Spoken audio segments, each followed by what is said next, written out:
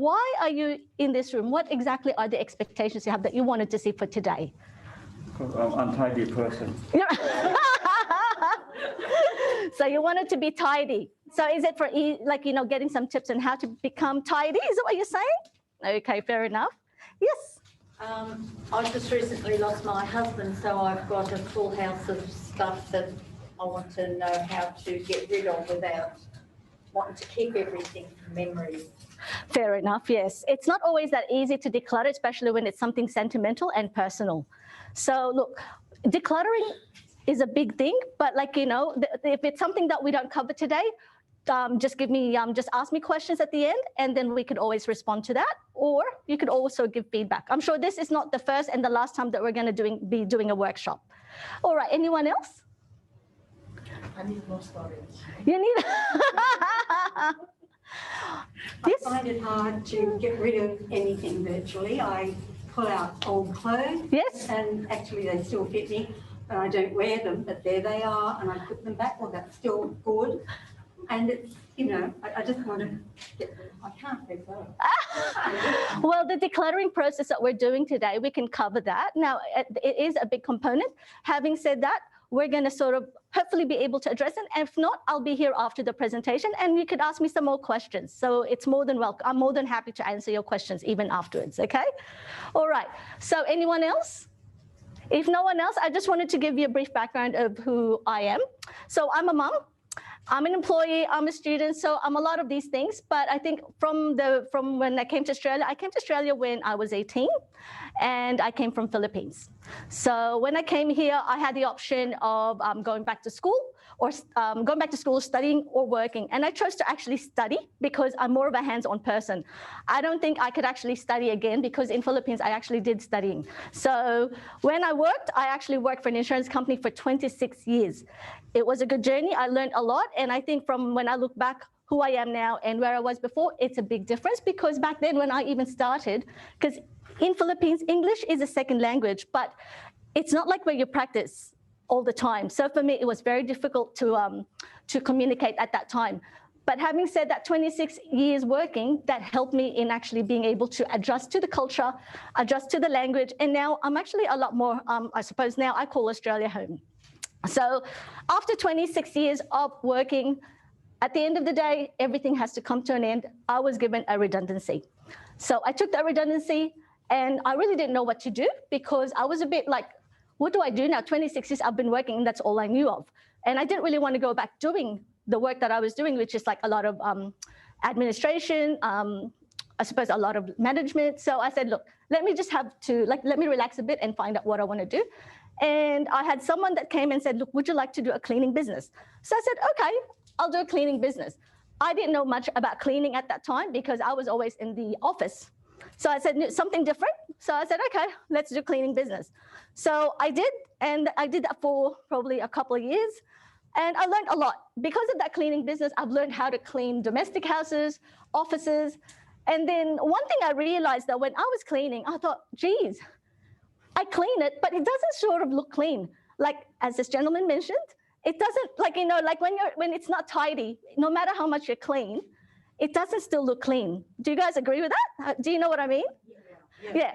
So then I decided, I said, look, you know what?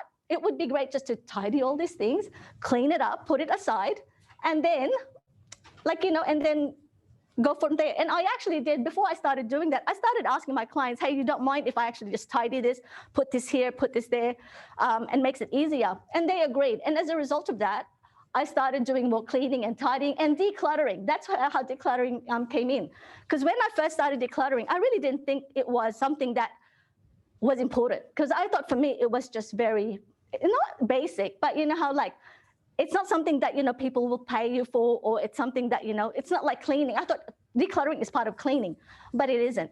And I also found that when I started decluttering and when I started putting things aside, you can actually see the big difference, that it makes your tidying a lot easier when you've decluttered stuff, because you've got more spaces to put them in. And it's not just about the physical component that is really good, but the thing as well is emotional. because it also helps with that person as well. It gives them a lot more control. So for me, when I actually started getting feedback from clients, when they said, hey, look, Marlene, it's really good, you know, I can actually see stuff now. And I said, look, that's great. Like, is that something that you want me to do moving forward? And that's how decluttering got into the picture. So I said, look, you know, if this is helping a lot of people, like, you know, physically and emotionally, look, you know what, I'd go into decluttering. And that's where decluttered living came into the picture. So with this particular business, I have actually been doing it as part of my cleaning, but now I'm actually doing more and more of it for my own sort of single side. Because with the cleaning business, I did have a business partner, but now this is me doing it personally. So it's a very rewarding and fulfilling, I suppose, role to do. And I'm sure for you guys, have you had any experiences in decluttering? You have, okay, right. Just moving home where you have to declutter. Yeah. So downsizing. Downsizing, yeah. Great, no worries. Okay, so let's get started then.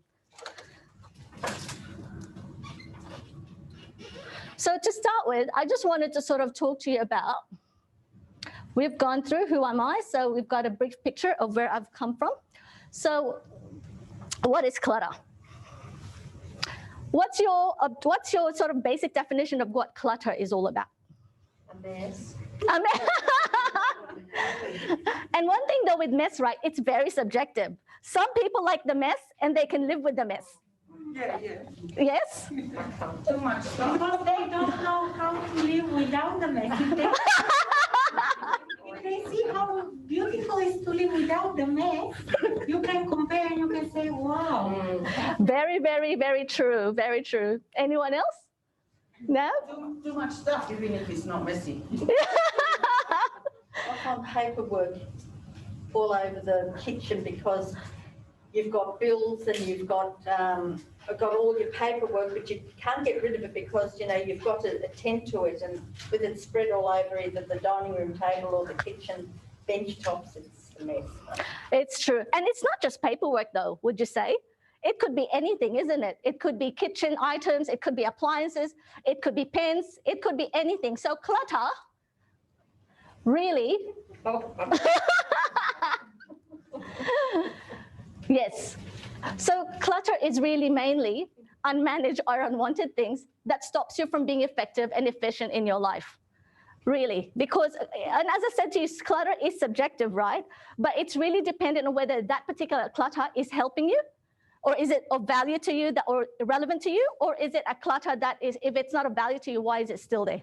But it's also holding you back because you don't really know what you want to do with it. So can you relate on that picture, some of you? Okay. Yeah. So now there's two types of clutter. Can you take a guess what are those two types of clutter? Useful or useless? Office desk.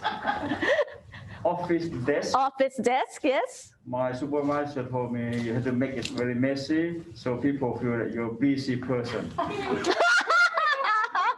That's a good strategy to look busy, right?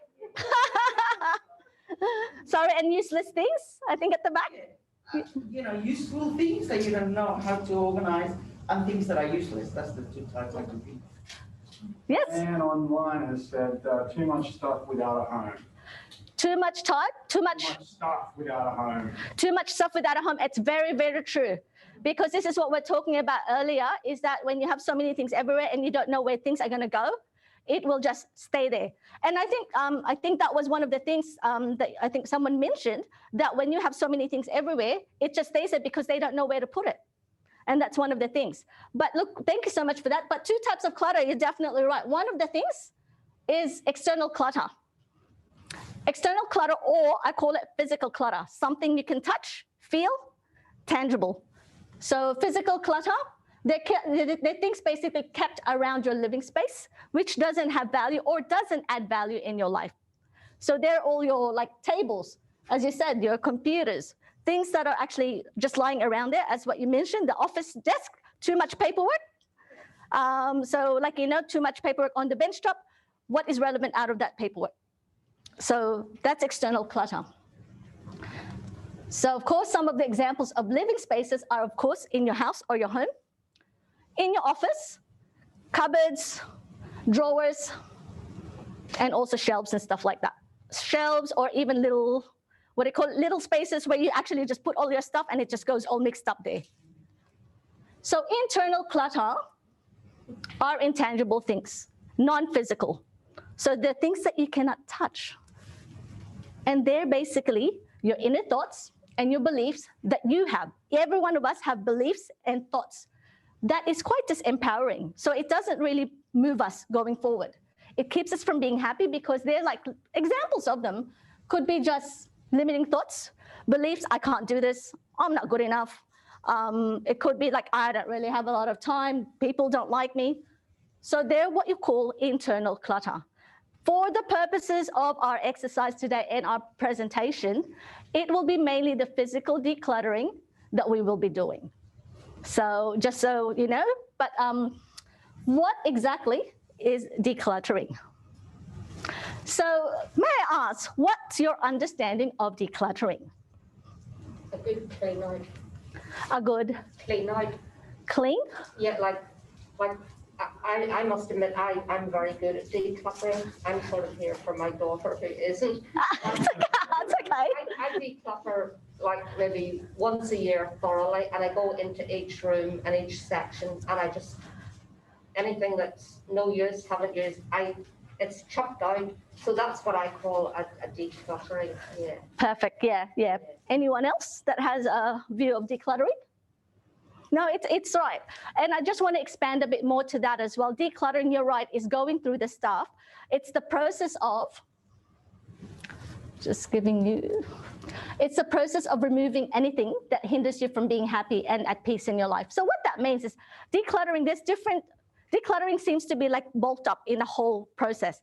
But there is the decluttering where you're actually looking at things and you're actually looking at it whether is it something that I would need or is it relevant for me? And then you basically take that off so you can make new space for your new space for your new things. Sorry? For new clutter? Yeah, for new clutter, that's right. But it's a joyful clutter for you, wouldn't it? So then I'd say the decluttering is really the process of really just going, and later on we'll go through that process. That's why I have this set up here.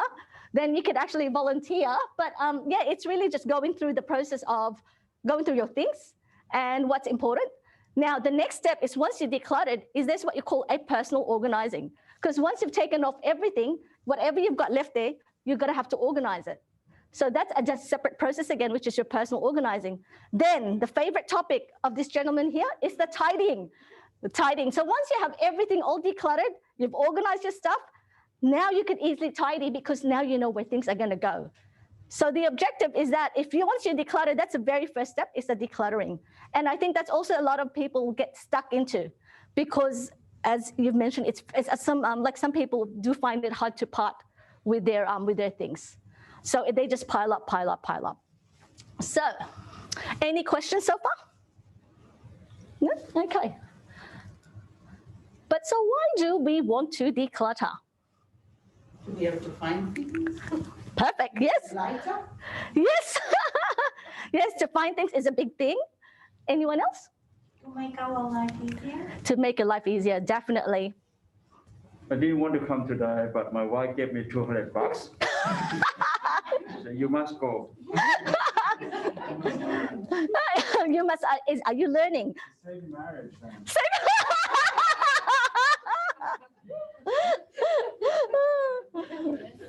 So why declutter? And you're definitely right to save a lot of time, to make it easy to find things. And I think some of the things, I think we look at it in a different way as well. Like I suppose they're the benefits, but these are the consequences of a cluttered life. It can make you feel quite stressed, anxious, and depressed. Why do you think so? Why do you think, like when you have clutter, why would you feel anxious, stressed, and depressed? Because there might be rats. Can't find the thing you want. Can't find the thing you want, sorry? Because they're causing rats in the house. Rats in the house. Rats? Yes, pests and stuff, yes, definitely. And it can be quite unhealthy. I just think if everything's a mess, like you said earlier, it's emotional. Like Yes. your brain's mess. You know what I mean? Yeah, like, It's true though, because when you see a lot of clutter, yeah, like, but you know. it makes it all much more confusing in your head. Yeah, no, and that is so true.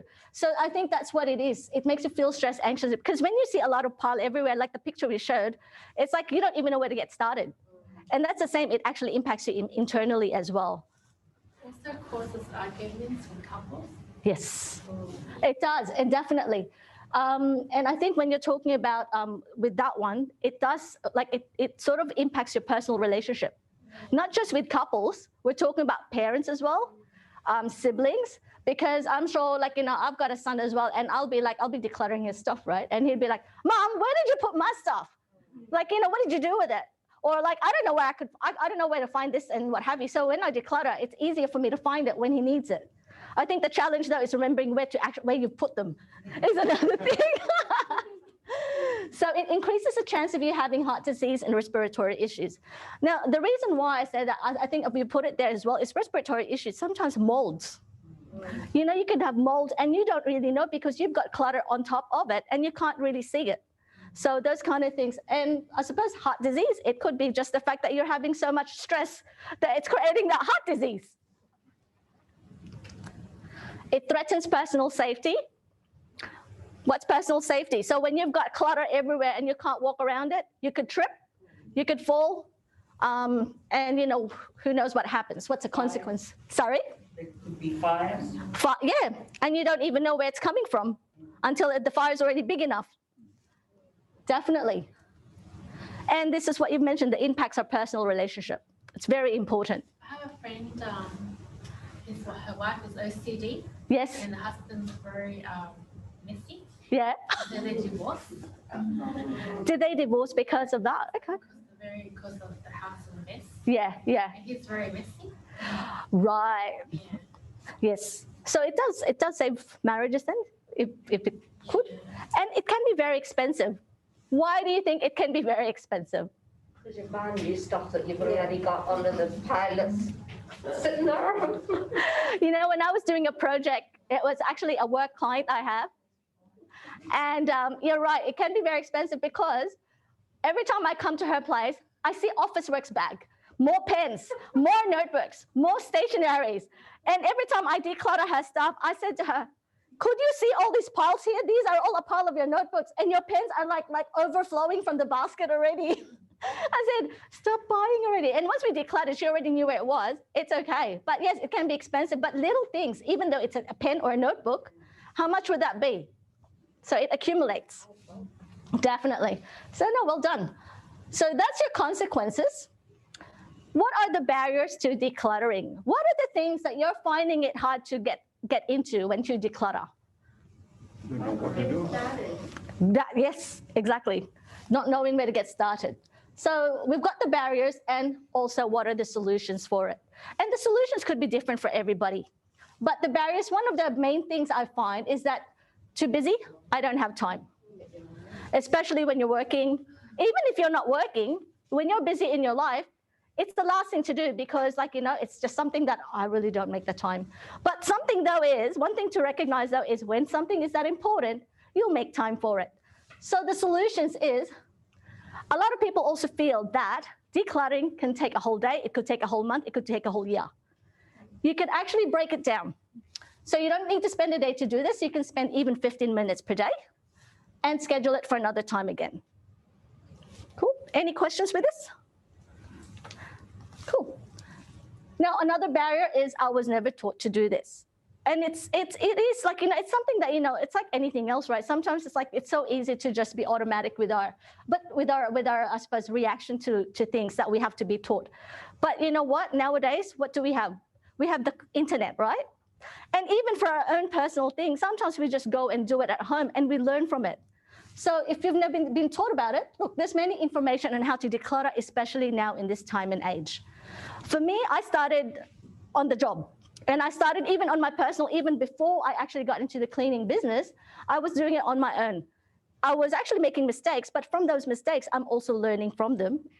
And I'm continuously growing from it as well. Yes, Chris? I was just going to say, Marlene, what would you say to parents around teaching their kids and teenagers? How would you approach that conversation? Well, it is very dependent on what the personality of the child is as well. Because if they're quite happy without clutter, then there's not much that you could really do. Seriously, you can't. But at the same token, it could be that it's the same thing.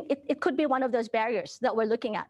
So I think one of the things that you have to really find out is why is it that they sort of like very messy. It could be that that's what they're comfortable with, and that's what and you can't do much about it. But for those who are really interested, I think it's just finding out and identifying what exactly is holding them back from organizing or decluttering. It's more just of having an honest conversation. Oh, it's too expensive, and apologies, I forgot the P. But anyhow, too expensive, I must buy all the materials to get things done correctly. Now, with regards to materials, yes, there are free materials like what? Boxes? Boxes from groceries, we can actually get them. I'm sure they're still for free. Even plastic, like for me, sometimes I still have at home for drawers, shoe boxes.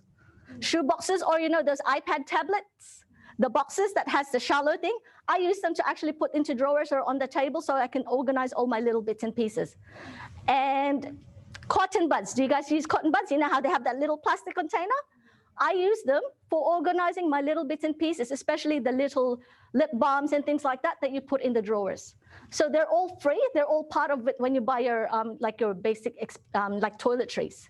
But yes, if you do want them, we are very blessed now that we have a lot of places that we can get our stuff from. Like we've got these plastic containers.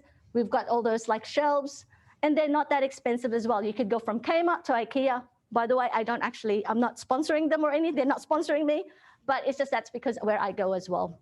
So yes, it could be expensive depending on where you go and what you do and what your personal preference is. So, so there are your barriers to decluttering. Is there any questions that you have before we move forward? Yeah, I think my barrier is memories. Everything you pick up, mum bought me that, or my daughter gave me that, and I can't get rid of it. Okay. Well, when we do the exercise later on, we can actually tackle that as well. Because today, as what I mentioned, it's like a decluttering process. We don't have to let go of everything now. That's the whole purpose, is clearing up that particular space and then putting it somewhere for the moment until you're ready to revisit that again. So we'll go into that later with the process. So what are the materials that you need for decluttering? So storage boxes. This is what I have actually just selected because they're quite easy. And for my end, anyhow, for the exercise here, it's a lot easier to bring it to the library. But if it is your own personal home space, it's really up to you. You could go get the 20 liter or the 30 or the 50 liter. It's really dependent on what you're decluttering and what you want to put in here. Okay, so Post-it notes or index cards. They're just little notes, or if you don't want to pay for Post-it notes or index cards, I would say even an A4 piece of bond paper, the A4 paper, you can cut it into pieces, you can write the stuff. The whole objective of having this paper is to actually stick it in front. So then you can write down the items that you've decluttered that you want to pop into these boxes, okay? The phone to record items being stored. So if you don't have like a lot of, I would say like recorder before, but nowadays we all have phones. Now, I should not generalize that everybody has phones, but if you actually have phones, then you could actually record the items that if you're more of a auditory person, which is you like to actually hear it and you like to keep it on the phone, then you could actually record the stuff that you put into these boxes. It will make more sense later because we're going to do the exercise later. We're actually going to do the practice of how we declutter, okay?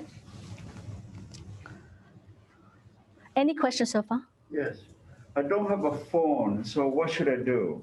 It could be a recorder, or you could write it on the Post-it note or an index card. Thanks. The pen for writing on the notes. So obviously it doesn't have to be this particular pen, it's just a pen that writes. So you can write the stuff that is actually going into these boxes.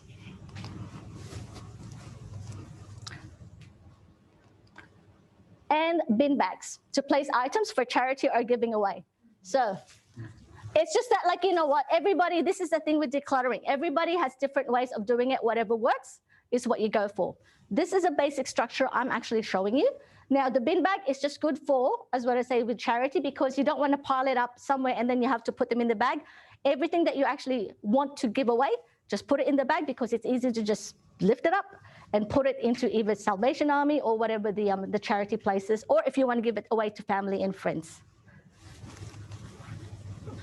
So they're the materials that we could actually use for decluttering.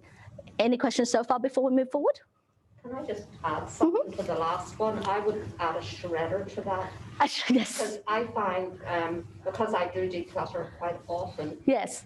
a lot of the decluttering is come from paperwork. Yes. You know, like yes. bills and Yes, that's so true. different things like that. I mean, I decluttered a few months ago, and the bags that I shredded, I mean, it was unbelievable the amount of paperwork that Yes. this person has. You Yeah. know? Yeah.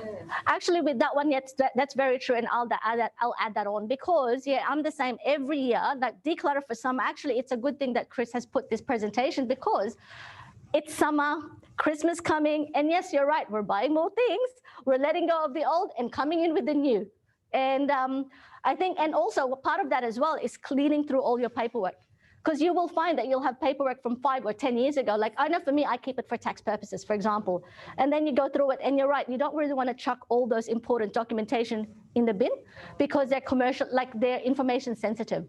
So yes, definitely get a shredder for it if you're actually doing a paperwork. To that I've got a shredder, but an easier way too is I've got so much paperwork. A friend of mine told me to just put water in the kitchen sink. Oh yeah. And as you get rid of all your paper, it all goes in the sink. Yep. Now that when you scrunch it into paper mache, there's no way in the world that you can open that up.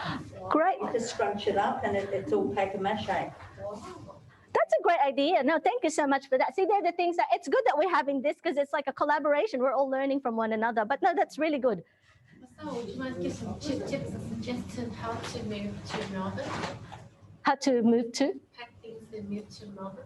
To Melbourne? Well, we can talk about that later on. But yeah, the packing tips are a sort of a different thing altogether. But we can talk about it later on. Yes. I've got a tip. Yes. I don't know if I'll leave it away, but the very word shredder puts fear into my heart. Just the thought that you can't take that back again. Once it's shredded, it's gone. So my little personal tip is to have an interim bag of things.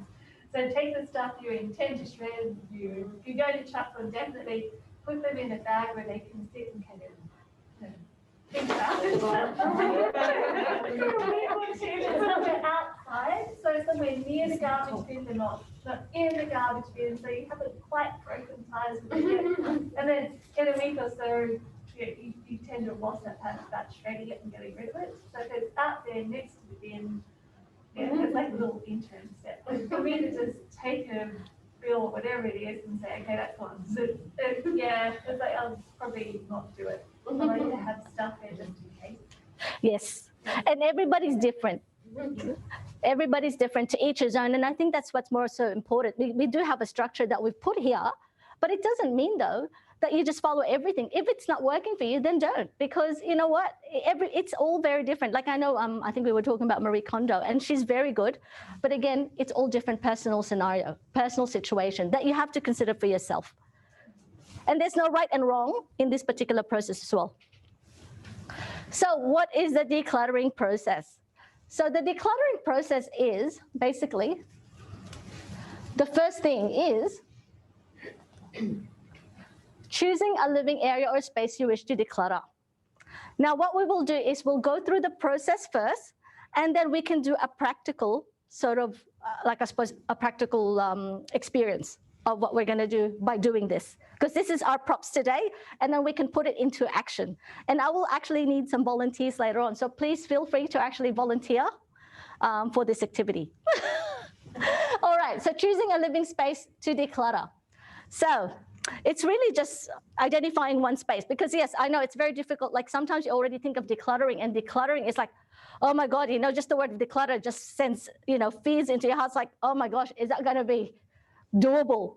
So just choose one. And I think if you're just starting, just even start from whatever's easier for you. Could it be a drawer? Could it be a shelf? So start small. Don't do the whole room.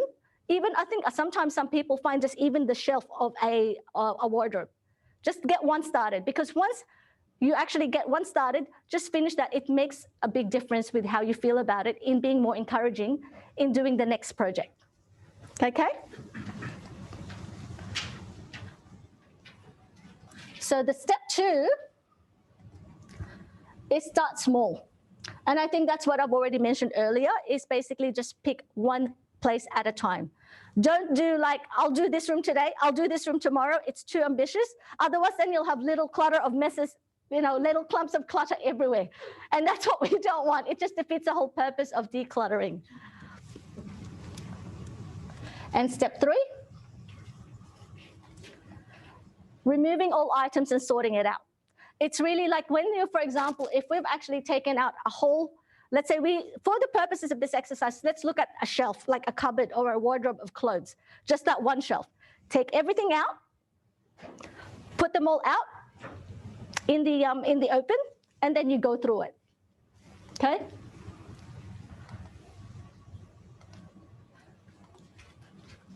So step 4 is getting all your materials that's required for the project.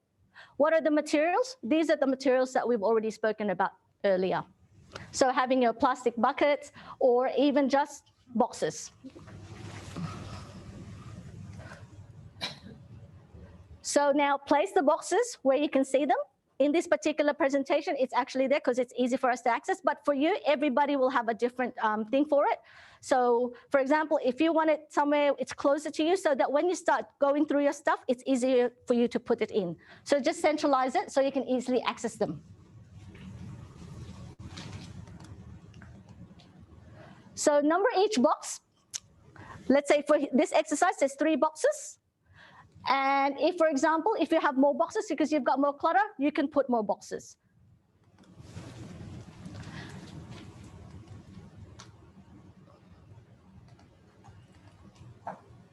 So this is where, I think this is where when you have sentimental things that you're wanting to look at. So when you've taken out all the stuff, now you have to start going through your things. Now you pick up an item. So as you pick up an item, what you're asking yourself is this relevant to my life right now? What does that mean? What do you think that means? Is this item relevant to me right now? What do you think that would mean for you when you're the one who's decluttering? Are they useful, practical to your daily life? Yes, very true.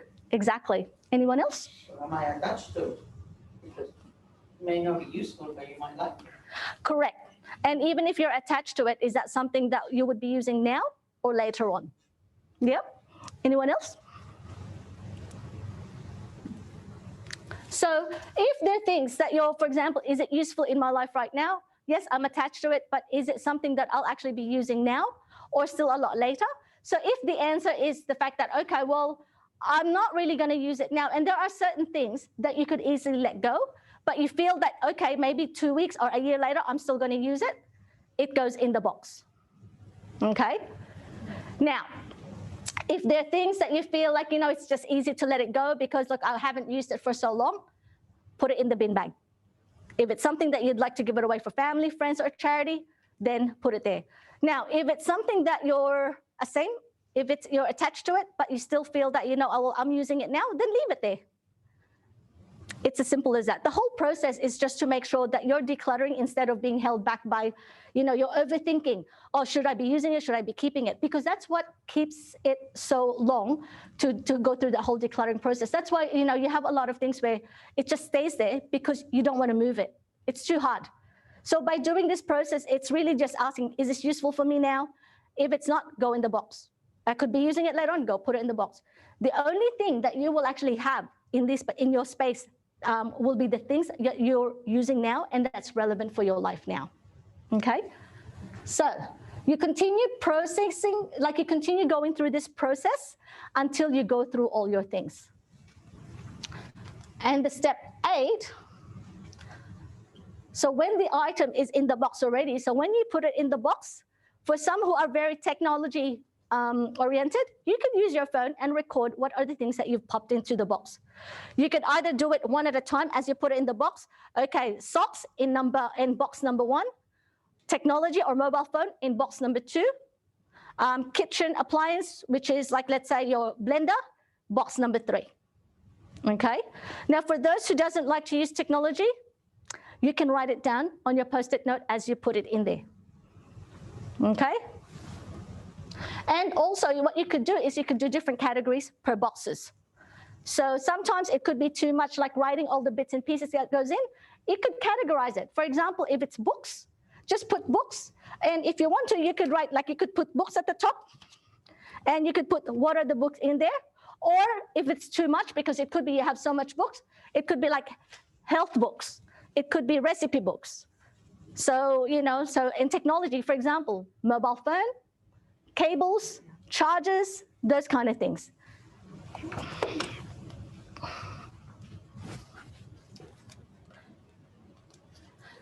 So the recorded information, so for those who actually likes to record and you also like to write it down, you could do both things. So once you record it, you can do it later on and write it down so you can identify what are the contents of the boxes.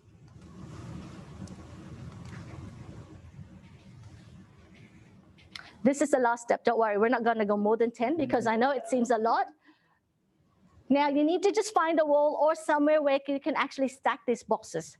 As I said, we'll actually do our practical application afterwards, so then you can see it. So the whole point is to be able to put all the decluttered items into the box, the ones that you don't want to let go yet. Put all your labeling so that you can easily find it. Stack it safely somewhere on the side. So let's say 6 months later on, you feel like, oh, I really want to see this item that I've put in. Then you could go back and see there.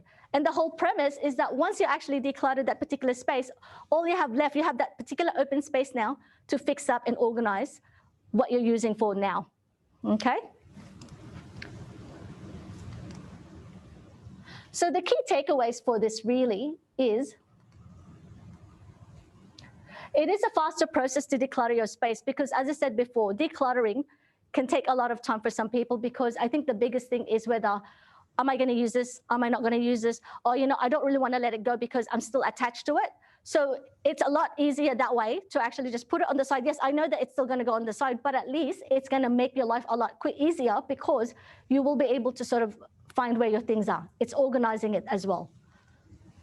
So the cluttered space becomes organized for your only leaving that's relevant for you, that's relevant for your life, and that's useful for you.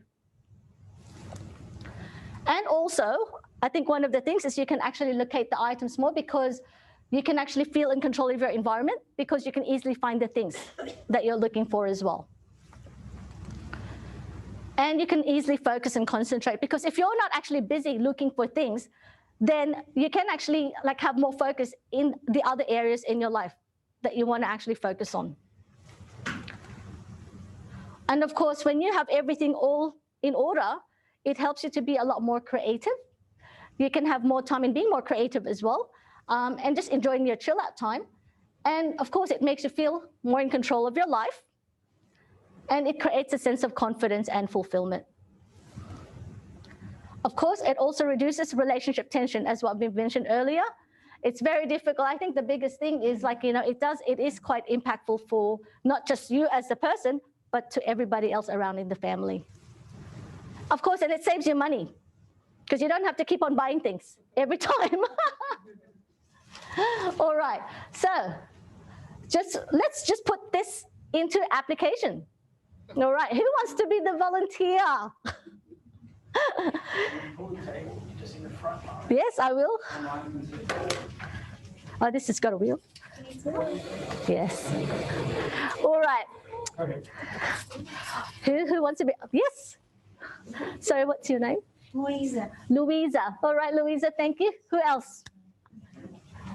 All right, I need 3 there. Okay. Louisa. I want to do something that when I go home, do it the same thing straight away. Okay, right. All right, so let's go through the process to start with, right? This is our makeshift shelf. So we're going to go through the shelf. As you can see, it's all messy. We're going to clear through them. So Louisa, what I want you to do, everybody will go through, have their own process. So don't worry. Everyone will have a turn on this one. So Louisa, what I want you to do is to actually pick the things and imagine this because it's only I know it's not exciting clothes and stuff, But having said that, we all have imagination. So please just visualize it's clothes, let's say, in the drawer or in the dresser that we're decluttering, okay?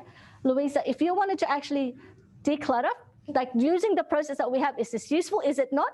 And put them in these boxes.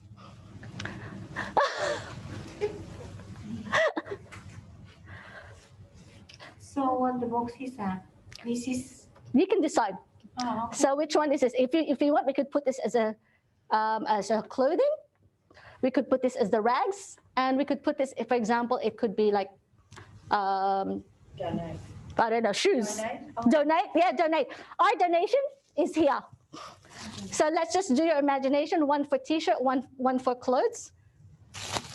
Do we pull everything off the shelf to look at it? Yes, we could. So if you want to, what we could do is take everything out. So with the process, we could take everything out.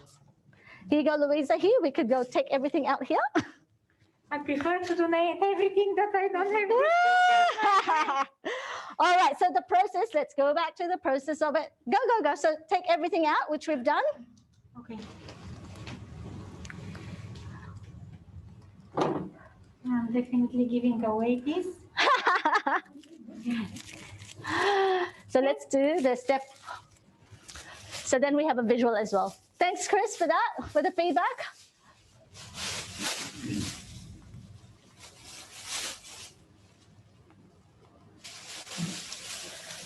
All right, so now we've chosen our space, which is our, let's say, shelf. We've done our step 2 as well. We're starting small because we're starting on that small space only.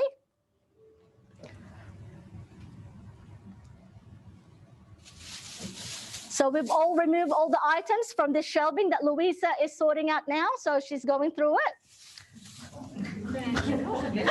That's so fast. Yeah, we can use it for cleaning, but. Correct. No, but like I suppose use imagination. It could be clothing. Oh, okay. So obtain all materials that's required. We've already got our materials there.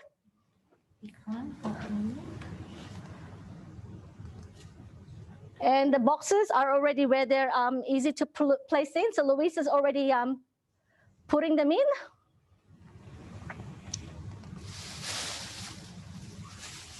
So That's why I'm here.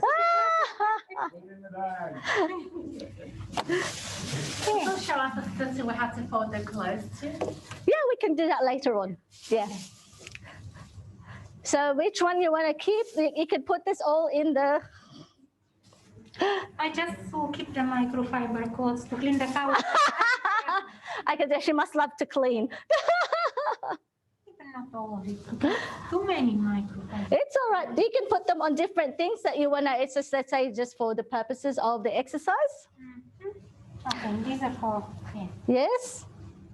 Even if you've got some for dusting and some for wiping down grimy surfaces. Yes, you can separate them all as well. If you need that sort of like imagination Okay. side, Yes, thank you for that. Yeah. or more practical. Yes. And of course, get rid some of, because there are too many. Correct, correct. We can't leave all these things. Very useful there. Too many from the same item. Yes, So- it is. And that's only for the example of it. But in the real life, if you actually have a lot of things as well, what you're doing is the process of just going through the stuff you don't want. It's a lot easier too when it's not your own things, right? Just chuck it in the bin, in the bag. Oh, yeah. Look Yeah. how this table looks much better. Exactly. Mind you, having said that, yes, it is easier to declutter when it's not your own personal things. Yes. So I agree with you because these are all just rags and stuff. And the whole purpose is really just to show you the process that, yes, that's the thing about it. So that's decluttering. So now she's actually subdivided everything already into different boxes. Now, what we want to do is like do your imagine, like I suppose number each box for 1, 2, and 3. So who would want to do the numbering? So let's use the Post-it note. Yes, thank you, Louisa. Yeah, go for it. Thank you. So maybe we could put 1, Exactly. 2, 3, and then just put the label. Yes, exactly. Okay. So what's the purpose of doing the labeling again? Itemize. Itemize? Categorize the stuff. Sorry, who is it? Categorize stuff. That's right, yes, to categorize it. It also gives it a home, doesn't it, Marlene? Sorry. It gives it a home for the items. Correct. It gives it a home, and it comes back to what you've mentioned there. That it actually helps you find, like, you know, it categorizes it, so it's easy to access. Sorry, who was saying something again at the back? No. So this is like rags. Yeah, you can. Yeah. I put that. Yes. And I sometimes find when something has been in a box for a while and I open it up again, I'm like, oh, actually, I don't need these things. Yes, and exactly. That is definitely true. Did you hear that one? Did you hear that? So yeah, once you actually put it on the side and you come back to it again, the attachment is not as strong as it was in the beginning. So put this as close. Yes, you can. So you just pop it in front. Have you got any advice for large items?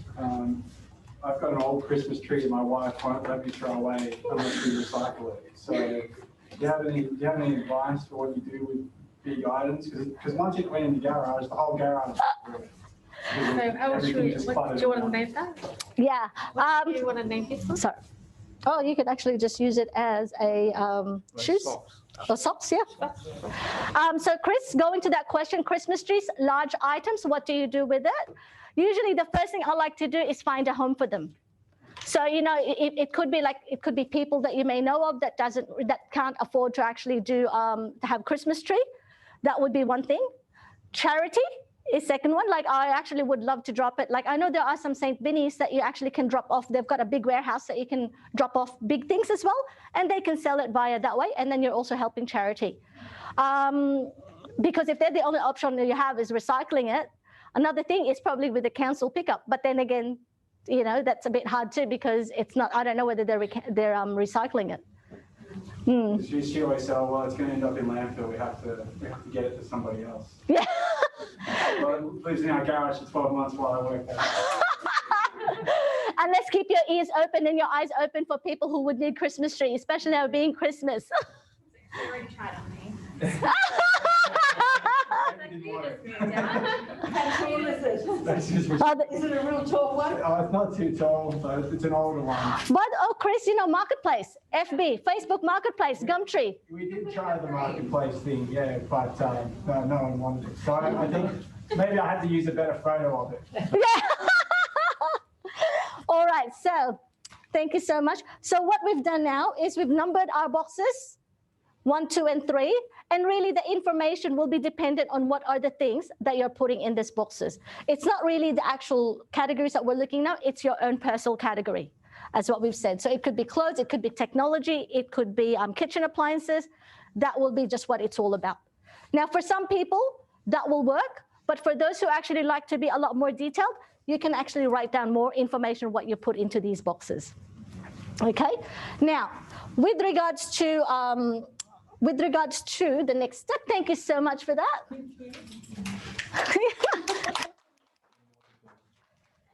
Yes.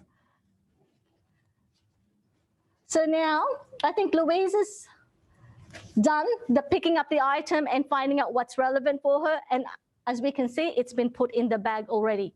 So for the purpose of this exercise, what we're going to be doing now is really just organizing this back here, just some of the stuff that we've actually, so with regards to all the stuff now that we've put in, we've already recorded it on the phone or we've written it down. What we need to do now, I suppose, is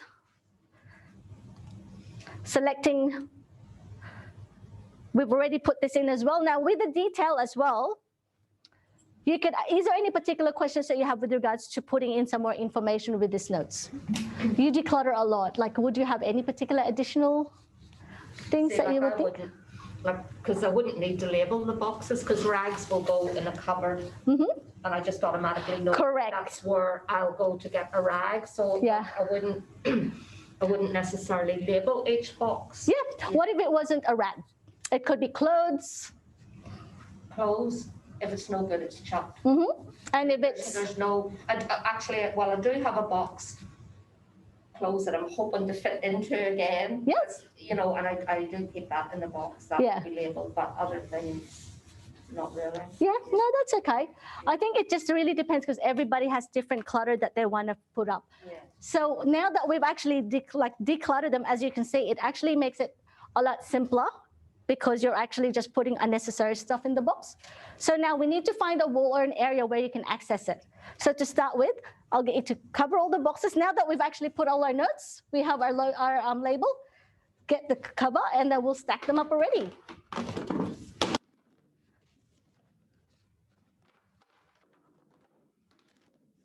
What happens if it's not, the content is not socks? What happens if it's not socks? The label Oh, yeah. is sock, That's all right. content not sock. This- What do you do? Well, you can always re-review your boxes anyhow. Like sometimes when you're looking for something, you will actually go back to the box and then you found that it's not socks that you put in. Just change the whole Post-it note and rechange it. Yeah. I was going to say, I would like to put dates on the Post-it notes as well, so you can see and use the clear boxes. If you can get clear boxes to help, then you really need to take the lid off. Yeah, clear so you can see through. Yeah. Yes, that's a good idea. So yes, one of the feedback is having a clear box so you can see what's inside. Two things though with that one. Some people are very particular. Like for example, for me, if it's a clear box, I see all the mess, so it looks more cluttery for me. So I like something that's like colored because I don't see through it. So for me, having probably this one, having the note, or even another material that you like to use is Dymo. You know, the labelers, the stick-ons, they're also good because they just stick here. But if you want the cheaper alternative, as I said, paper, it doesn't have to be posted. It could be just like you cut the paper, the A4 paper into little things and write on it. And yeah, to your point, if for example, because you've been decluttering too much and you've put something in that box and you've labeled it incorrectly, what you could do before you start stacking them into the wall is just look at them again. It's like, oh, what did I put in this one? Then you can also just review it that way. But I think to Lyndall's point as well, dating it, the dating is quite good, especially for paperwork. Because paperwork, if you have tax documents, you want to be able to sort of have at the front, 5 years later, shred it or paper mache it, like put it in the sink. You can do it that way too. So this, yeah, Lyndall. I think another tip that I found for overcoming that whole emotional barrier is if you convince yourself that you're doing it to make it pretty or to make it organized, it's a whole lot easier to do than if you think this is really disgusting. I really got to do this. Someone will see it. If you just come from that, I'm going to make a pretty space, it becomes a decorating artistic project as opposed to some drudge that you're being shamed into doing. It just gives you a little bit of push and a bit of energy. And put some happy music on, put some Christmas carols on. Yes, exactly. So we can stack them up now. There you go. Well, I think like whatever's going to be used, put at the top. Yes. So like, that's good. I don't know, if you've that many socks, I think I'd be getting rid of some of them. Remember, this is only for the purpose of the example, but yes, you're right. So I mean, okay, so say you're going to use the clothes at the top. This is rags. I mean, that would possibly be in a different cupboard than these two. Yes. That might be in a laundry room. These would be in the bedroom. So to me, this one would be kept separate from those two. No, and definitely right. So as you can see with this exercise, right, and with the decluttering, there's different ways of doing it. And everybody has different, like what works for you could work for someone. Thank you so much for that. Give her a hand. You're definitely right, because as you can see, if it's a bedroom stuff, you may want to keep it in your bedroom. But if you have a massive place, by all means, it goes in the garage. But as Chris mentioned, the garage becomes the stuff of all things. Like, it goes there and it's like a cave that nothing comes out of it. And it grows and grows. It's like a hungry child. It keeps on eating and eating. So I think the whole purpose of it, is to just put it somewhere else so that you could actually review it again after a year. And as what Amy mentioned, yes, once you open it, you could open it and like see that, oh, I really don't need this anymore. And you can do this again a year later. I think for me, I like to do it probably every year, especially for documentation. But for physical things, it's good to review it every 3 or 6 months. But everybody's different because one person may have a lot of things, one person may not have a lot of it. So it's all very subjective. in that sense. Can I just say, Mhm. for step 2, start small, one shelf at a time. What I actually find works for me, because I'm a great note taker, I would get a notebook and I go into that room and I look around and see what needs doing and I write it down. Like, say the bedroom, drawers under the bed. Yes. Drawers, clothes in drawers.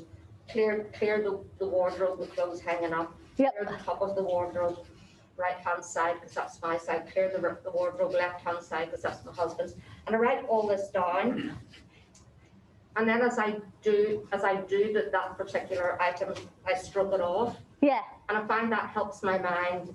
I feel as if I'm getting somewhere. Yes. Oh yes, I'm halfway through it. And I'm Yeah. like, oh yes, I'm nearly finished. Oh, I've only this to do, I've only that to do. Okay, yeah. It's a good reminder of, It's like a checklist. like what you still need to do. Yeah, yeah. That is definitely good. I do that. Yeah. Each room, yeah. For those who actually likes to think that way and how to they work like working that way, that's definitely true. And as I said with the process, it's always evolving and it's always changing because everybody has different ways of working. And I think with this one, it gives you a basic structure, but it doesn't mean you can't change it. And if that works for you, like writing it down, having a checklist, by all means do it, because yeah, some people do.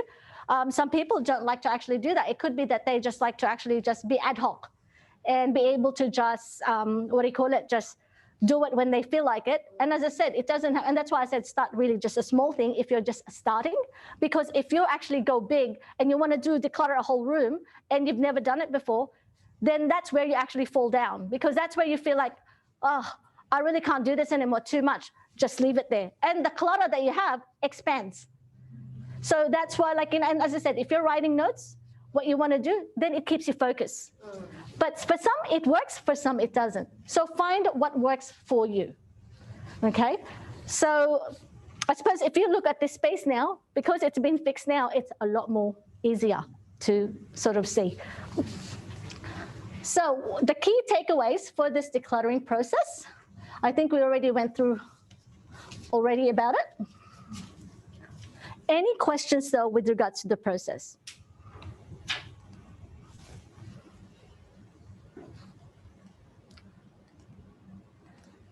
Relationship. What's with the relationship? After I go home, my wife will encourage me to come again so I can get more $200. That's your initiative. So may I ask, after we've done the process, is there anything else? And thank you so much for all the feedback as well. Is there anything else that you feel like that's something that you could take away with you moving forward from this point? That's something that you could apply for yourself, even something small from the particular process? Is there something that you would want to do for your own personal project that you want to share? I was told by a friend, because when my parents passed, I got all their photos and their albums and all. Dad was a great artist and had so much stuff that she said, take a picture of everything to keep it, because it's the memory. It's not the actual object. So get rid of all the objects, but you've got the memories on your phone or close-ups of all the items that are new to you. That's a good idea, because I know we spoke about recording, where your things are going, but that is a really good idea as well, especially as you said, when you're attached to the item. It's very true. Sometimes it's not the actual object, it's the memories that comes with it. And now we've got so much technology that we can actually utilize. And then instead of having more pictures and more books that it's going to sit on the shelves on the album, it's going to be at least it's all in that phone or in the USB. So no, that's a great idea. Thanks for sharing that. Chris? Marlene, can I just share on that topic, because my wife actually had a house fire, so back in the States, and they lost everything. And the only things they really had left was what was ever saved to the cloud. So do you consider, storing some things online? It was actually it was a heartbreaking process, but also I think a freeing process for her now, because she doesn't have so much stuff anymore, because she's just has a different relationship with items and things, because she sort of knew that they could disappear at any moment. So if you're saving those memories, consider saving them online as well. as on your phone, because your phone could disappear or anything else could disappear anytime. And you're right, because we have different options now. Either you could do the cloud storage or whatever like similar to a cloud storage. The only thing is sometimes you do pay a subscription for some of them, especially when they're big. But you could also utilize the little USBs now, the USB drives or hard drives. They're also there. But again, yes, I know it's not fireproof, but it's still better than having many pictures or I suppose like the hard items or books or albums. That is actually, it's hard to save them. At least now, if there is a fire, then you could easily just get like that one particular small thing. Sorry, Chris. Yeah. I was going to say we now have the one fireproof box that yeah. the most sentimental stuff fits in there. If it doesn't fit in there, then it's probably not as sentimental as. Yes. Yeah. So. Yeah, it's all in that fireproof box. Yeah. Something from my grandmother that was safe in the fire and things like that. So it is interesting that it really does boil down to how many important things you have in your life. Exactly. And yes, Lyndall, yes. Oh, I was just going to run. Yeah. Untitled tip. I had a lot of stuff from family who passed away, and there were artworks and chairs and tables and things and old crockery. But I can't let that go. Apart from the sentimental thing, maybe it'll be worth a fortune one day. It might be worth this constant fee. I can't throw away, but in the future, they could be worth a fortune. Who knows, even with the others. And I had this little trip to the mountains a week ago, and I went into an antique shop. And there was like my entire life and my family's life. Wow, this is going to be worth a fortune. And then there's grandmothers doing great grandmothers. That's just nothing but $5. And the same with the furniture, this table I've been holding on to, like $50 on it. And it's covering up the whole house. And with the expectation that in 30 years' time, it'll be worth a year. Just chuck it. And if you've got someone who actually knows how to use eBay, chuck it to them and pay them a fee to get rid of it for you. And or just say whatever you get above and beyond the $20 to see whatever. My favourite words when decluttering are be ruthless. Yeah. You've got to get into that mindset. And I tell my kids that when they're doing a clean out or whatever. It doesn't matter who bought you. It doesn't matter whether I bought it, whether your grandmother bought it. It doesn't matter who bought you. If you don't want it, you don't use it. Be ruthless. Chuck it. So, it's all in the mind, really. It is, and that's what I meant by like the clutter. There's two things, the external and internal clutter, isn't it? Yes, thank you. Renee online has said, I did the dishes while I watched, and this kitchen is decluttered already. Thank you. Well done. She's fast. I'm home while I'm watching. That's good. Well done, Renee. All right. So I know we're going to do the folding thing, so we'll go with that later. But these are just some of the projects just to give you some examples of what sort of we've done.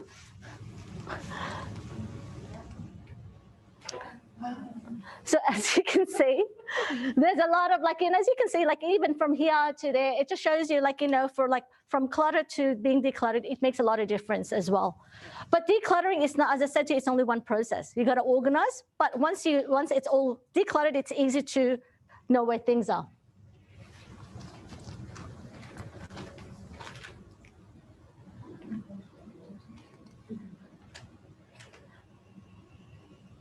But having said that, that dining table, sometimes my dining table can be like that as well. Just because I declutter doesn't mean I'm actually immune from it. It's what you call life. And sometimes, when you're working and you're busy, it happens.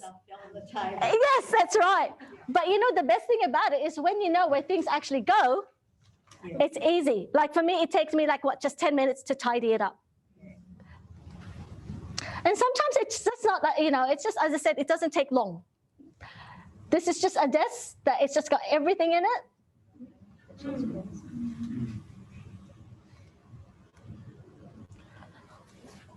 This one, oh, I can't play that.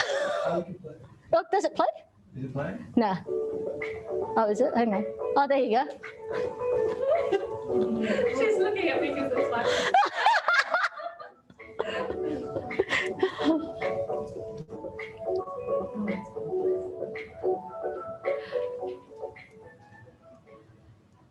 So as you can see, when you actually declutter, organize, and tidy it up, it makes your life a lot easier in the long term. So one thing that you really need to really remembering, right, to remember is decluttering is a journey.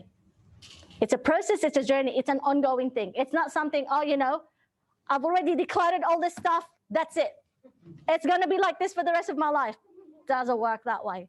So as what Amy mentioned, you know, down the track, you decide, look, I'm gonna go through my stuff again. Then by all means, go look through it. And then you could declutter from what you've decluttered already as well, okay?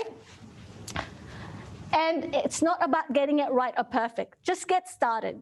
And as I said, start small. It doesn't have to be something major. It could be just a little drawer. It could be a shelf. If you're not used to decluttering, start that way. But just get started. Just do something about it. And it's about giving it a go and keeping on until you complete it. And once you've completed that, you can go to the next one. And most importantly, as Lyndall mentioned, you got to have fun and enjoy the process. So for example, like, you know, like Christmas now, if you want to listen to your, you know, your Christmas jingles while you're doing the decluttering, go for it. You want to dance while you declutter? Go for it. Sing and dance, whatever. And I think it's also what's so important is, you know, you could have a declutter party with your friends. Declutter party with friends or with, you know, with your siblings or whatever. Make it as a small event, especially with the COVID, you know, being stuck at home. Now that we can have people in as much as we can, because before maybe who knows what happens down the track again. But just make the most of it. It's really decluttering. It's just a process itself. But I think most importantly is when you're doing it with other people as well, it makes it more fun. And it's a relationship. It's also the chatting and the talking and, you know, it's just that whole personal relationship as well. There's a slight problem with that though. Yeah. What you see as clutter, that person doesn't. Like when I was helping my daughter. Yes. Oh, this is a rag. No, Mum, that'll do me for running around. This is a rag. No, won't. You know, my ideas were completely different for her. Yes. And I would have thrown half the stuff that she still has. I would be throwing it out, but no, she wants to keep it. You know, so yes. I'm hoping that the next time she declutters, she'll see a lot of stuff that she hasn't wore and chuck it out, you know, it is. Next time, you know. But that's a valid point though, but that's a thing, right? When you're decluttering with, let's say, even like mother and daughter, for example, mother and son, could be husband and wife, whatever. And you're right, everybody will have a different perspective of what clutter is. Like, for example, when I was doing my work, when I was decluttering, for me, it's a mess, but at the same time, it's a clutter, but for someone else, that's their treasure. So really, it's about respecting one another's point of view. And if they want to keep that, that's fine. The whole purpose anyhow is whether what they want to keep or what they don't keep, because that's their, I suppose that's their thing. Because if you're helping her declutter, she, like, you know, I suppose that particular individual would have to actually be able to keep what they want. And as you said, eventually down the track, they will change and they will let that go, and then a new one will replace it. I think it's more about the fact that when you're helping one another, come from the space of being open to it as well. Like, you know, you're there to have fun and to enjoy it and to build that relationship. That's all there is to it. And they're only things. Eventually, they're going to move on. When it's not right for them, that thing will actually move forward from their life and something new will replace it. So I think there's always hope.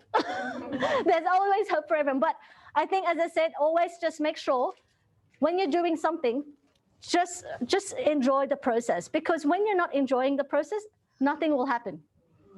It's just like have you actually rode a bike going uphill. You're going to give up after a while. Yes, Lyndall. I was just going to reply to you, sorry, Laura. I was just going to say, what the eye doesn't see, the heart doesn't breathe. So I found I'm going to admit to that study that was mine. The only way to do it is to have a red, orange, green, anything where you move it along the stuff that you absolutely cannot get rid of, you absolutely keep. Then the stuff that you know deep down you probably should think about moving it, just get it out of eyesight. Put it in a bag, call it your orange bag, call it whatever. Don't look at it. Then have your in bag. But if you don't have the interim bag, it's just really, really hard. And you've got to get it out of your eyesight. And then, yeah, if you go back in 6 months, 12 months and look at this bag, then you'll think, yeah, I can have that. But But if it's in front of you all the time, it's part of the world, to get it out the world. I also think too, like maybe, you know, the older you get, it may get easier. I find that with me.